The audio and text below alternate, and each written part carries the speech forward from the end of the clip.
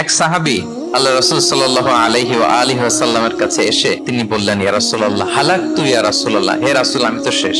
রাসূল সাল্লাল্লাহু আলাইহি ওয়াসাল্লাম বললেন, কি হয়েছে তোমার? আমি তো রমজান মাসে দিনের বেলায় আমার স্ত্রীর সাথে মেলামেশা করে ফেলছি, একেবারে ফাইনাল মেলামেশা, আমার সিমেন আউট হয়ে গেছে বডি থেকে। তো আপনারা জানেন যে ইচ্ছাকৃত যদি কেউ রোজা ভাঙে তার কাজাও করতে হবে, কাফফারাও দিতে হবে। কাজা মানে একটা রোজার জন্য আরেকটা রোজা, আর কাফফারা হচ্ছে হয় তাকে একটা দাস আজাদ করতে হবে, অথবা তাকে 60টা রোজা রাখতে হবে টানা, অথবা 60 জন মিসকিনকে খাওয়াতে হবে। তো বলে যে রাসূল ইসলাম বলেন যে তুমি একটা দাস আজাদ করে দাও। বলে ইয়া রাসূলুল্লাহ, এই সক্ষমতা আমার নাই। তো তাহলে টানা 60টা রোজা রাখো।